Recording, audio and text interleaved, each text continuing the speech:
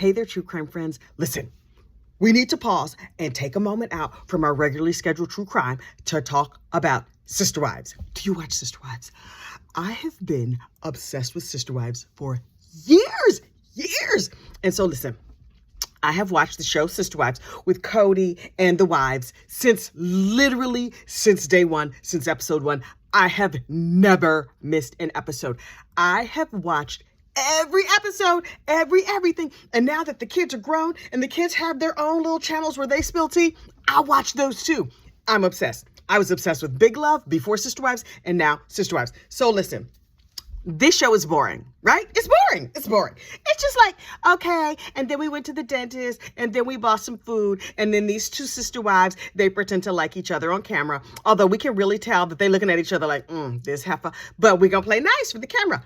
And then it happened. Last night, it is Sisterwives Season 19, Episode 3. This is the episode that we have waited 19 seasons to see. 19 seasons. And you know what happened in this episode? It was still a little bit boring. But they finally have a real conversation. They have a real conversation. This is a conversation that takes place between Cody, the patriarch of the family, and Janelle Brown, wife number 3. So look, Cody and Janelle been married for like 20 plus years, right? A really long time. And everybody's like, no, it's fine. Everything is good. We love each other. I mean, things get a little troublesome sometimes, but it's okay. Last night, honey, the gloves came off. I have only watched it once. I fully plan on watching it 2 or 3 more times because this fight was epic. And this is why this argument between these two was so very different. Number one, they break the fourth wall. They acknowledge that, like, yes, because normally they just like, oh no, we're just doing our lives, pretending like there's not a camera in the room. So listen, I've been on shows where they filmed at your house. And the truth about filming out your house is that, like, who you see on camera is about a quarter of the people that are actually in the room. We filmed a couple of different things here at my house. And in recent days, they just do it on like an iPhone or whatever. But back in the day, back when these guys were filming, you're sitting there and all you see on the camera is like you and your loved one, or you and your child, or you and whatever. And there's like 15 producers. Somebody's hiding in the bathroom. Somebody's over here with sound. You're all mic'd up. Somebody is like doing whatever. Can we take that again? It's a whole thing. So like reality is real, but not that real. This episode, and so you're never supposed to look at the camera, talk to the camera, point to the camera. That's how it's supposed to go.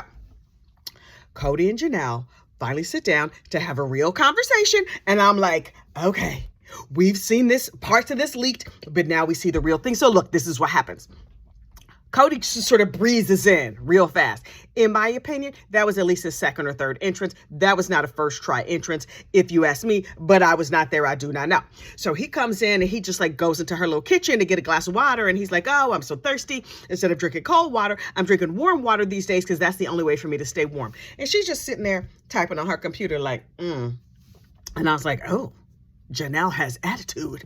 Janelle is the most distant wife, right? She's the one who's like, she is happy to have an accessory husband, not a husband who comes home every night, who's there with the kids, who's there helping her take care of things. Janelle lives her whole single life, does whatever she wants to do. And periodically he breezes in and throws a hump into her when she's in the mood to have a hump. When she's not in the mood for a hump, she's like, no, thank you. And she sends him on his merry way. And this has worked for her. She was like, I balanced out my checkbook. I got a little money. I had all the kids I wanted. And me and my other sister wife, Christine, we have co-parented these kids these 25 years. And this dude was just off to the side. He was an accessory. And now this dude, my husband, is making demands on me. So we're going to sit down and have a conversation about how we're going to do Christmas. So he gets himself a cup of warm water and they're sitting on opposite ends of this love seat, which clearly was set up and lit and staged and whatever. Okay, fine. The cameraman is there, at least 2 cameramen from what I could tell. One aimed at her, one aimed at him. And I was like, okay, I'm here for this conversation. So they start having a conversation about what happened with the COVID protocols, as he calls them, as Cody calls them. You didn't break you didn't follow my COVID rules and you threw me under the bus to the kids and blah, blah, blah. And I was like, okay.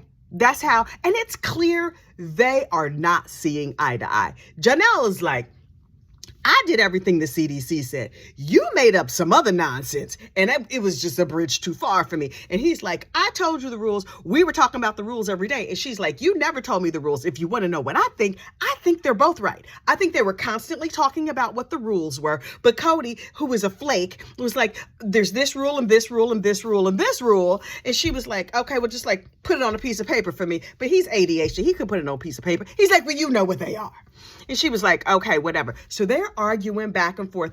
And then he was like, why don't you tell me? And then he broke the fourth wall. He's like, no, tell the world. He starts pointing at the camera. Cody, you're not supposed to do that. That's not supposed to go like that. You're supposed to act like them two cameramen are not sitting there with them cameras pointed at you. You see they're dressed all in black because they're always dressed all in black. You see them dressed all in black so they can blend into the background. He's like, tell the whole world, look at that camera and tell the whole world, blah, blah, blah. And she's like, let me tell you something. And then here's the thing that was really interesting to me. This fight was intercut with their talking heads, during which it's like when they're in the argument, they're just in the heat of it. But when they're in their talking heads, oh, you've had some time to think about it. You put a little makeup, you got your powder, your mascara is right, everything is together. And you're like, I was frustrated because blah, blah, blah.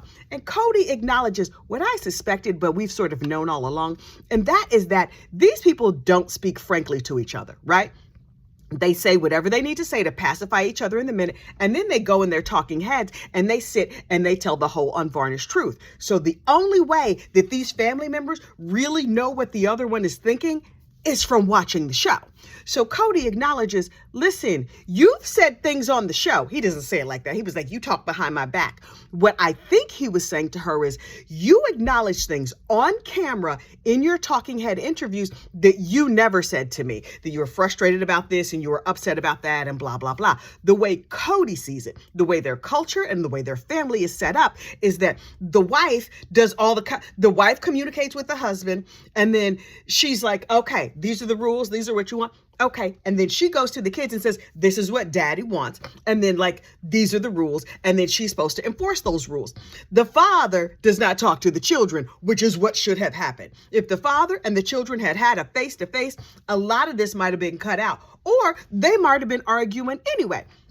But because Cody talked to Janelle talked to the kids were like, that's some BS and we're not keeping daddy's rules. Then daddy was like, well, you're not keeping the rules, then I'm not coming over. And so Janelle's stuck in the middle going back and forth. And Cody said, you have to decide between your kids and between me, which one are you going to choose? And in his mind, choosing him is being loyal to him. In Janelle's mind, I have raised these kids for 20 some odd years. Me and Christine have co-parented these kids together. You were an accessory husband who breezed in every now and then, and that was always fine with me. But now you can't be making rules because my adult children have thoughts and ideas. Now listen, Robin's adult children had thoughts and ideas, and Robin was like, nope, I'm choosing daddy. And so the kids were like, oh, well, if you choosing daddy, then I guess we have to choose daddy. And she showed loyalty, AKA this is a woman who abandoned her children, in my opinion, or at least let her children know in no uncertain terms, if you are with me, we are doing what Dodo over here says. And so these two are both right. They're both talking back. Now, I don't agree with Cody's rules. I think Cody's out of his rabbit ass mind. But he's mad, right? And he's like, it's your job to go talk to the kids. Is it her job to talk to the kids? No. But in their family and in their culture, that's the way that it's always worked. And so I get where both of them are coming from. He's like, you want to change the rules. I've never had to talk to my kids. Well, I got to talk to my kids now. And she's like, these are adults. If you want to talk to them, talk to them. Meanwhile, Christine, the wife number 2, has gotten tired of his mess and she bounced. She's like, nah, I'm going to go on with my regular good and happy life that has nothing to do with you. And you know what? If Janelle wants to stay with you, good for her. I will support her. If she wants to leave, I'm a high five, sis, and we're going to keep it moving because those two women have raised those children from scratch. Cody was just like off to the side someplace. Now he's mad that they haven't made him the center of their universe. Honey, Christine is out here living her best life. Janelle is like, yeah, so I have screwed myself. I'm a smart woman, but I have all of my money tied up in these folks. And now I'm 50 and I have nothing. Listen, we need to hope and pray and light a candle that Janelle finds her a good, very rich man who's nice to her and kind to her and doesn't have a whole bunch of requirements for her. Like, she needs like a really rich businessman who travels a lot. So he's home every now and then. He's like, hey, girl, when you come home, me and you could go out to dinner. You don't have to cook. And then I'm going to leave you my $1 billion and I'm going to write a nice prenup. So if I get hit by a bus or drop dead, one of my private planes crashes, you still taken care of. Because now she's 50 and she has nothing. I can understand why she's devastated. From a financial point of view, she has nothing. She has set aside nothing for herself. But Miss Janelle, girl, you are smart. You can bring that whole situation around. Meanwhile, Cody is furious. She's furious. They're yelling at each other. And I'm like, And then what happened? And it's clear they are not speaking the same language.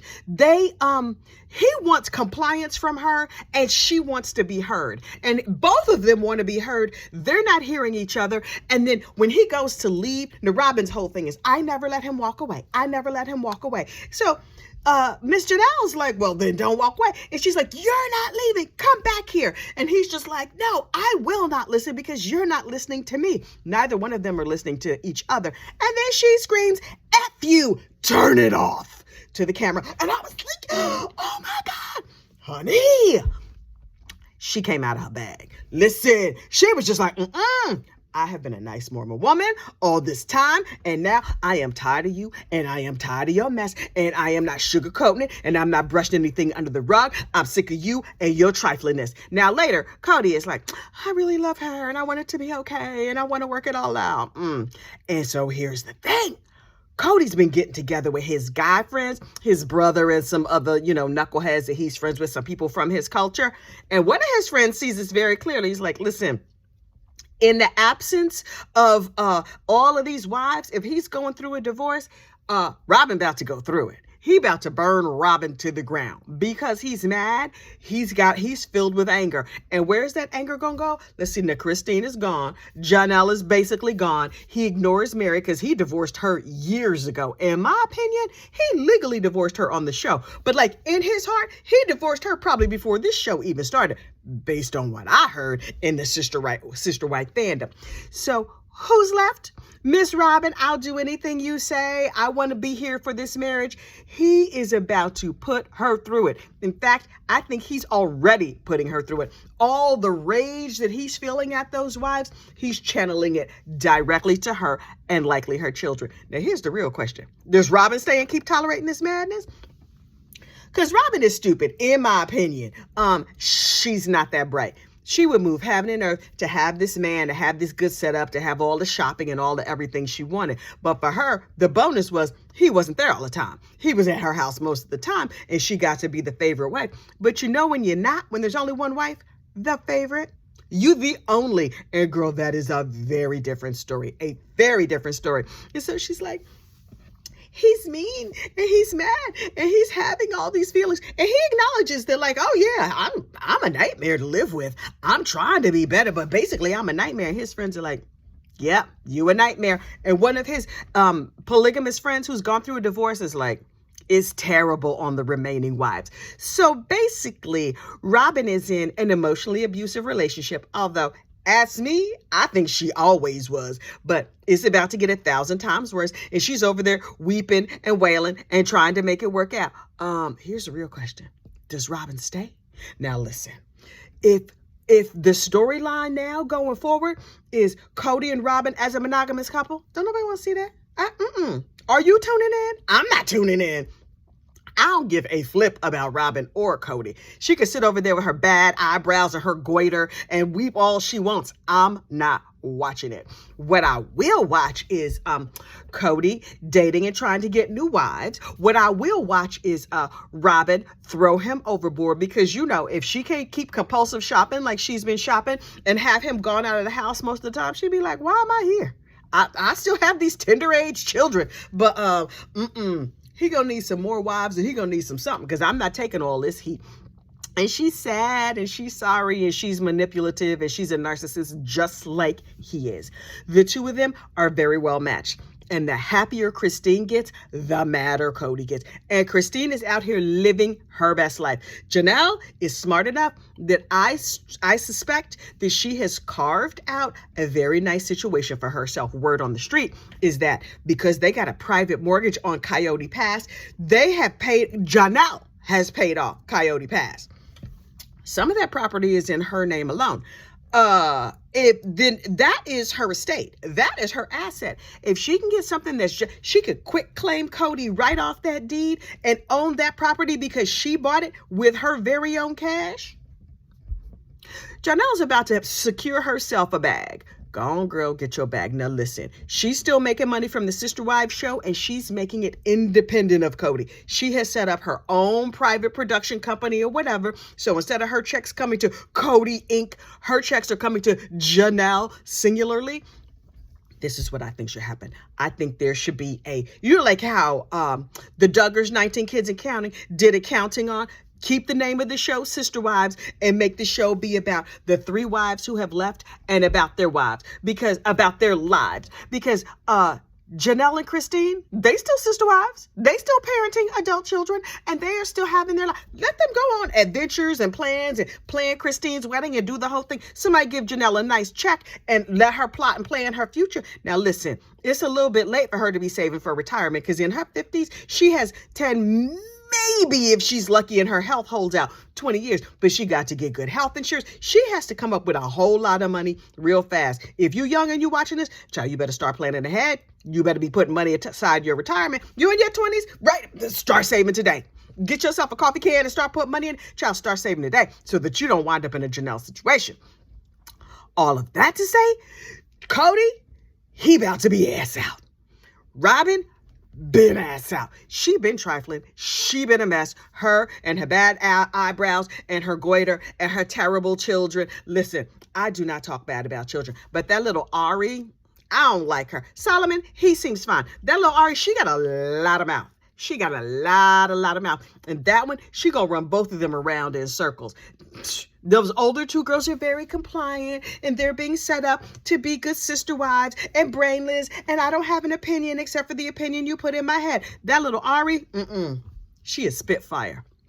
She gonna roast Cody. When she gets old enough to, she's gonna be a daddy's girl and she's gonna do whatever. But you know how some of those older girls are super rebellious? That rebellious streak that probably comes from Cody, that Ari, she has a strong. And is she gonna run over her mom and her daddy? Yes, she is. I will watch that.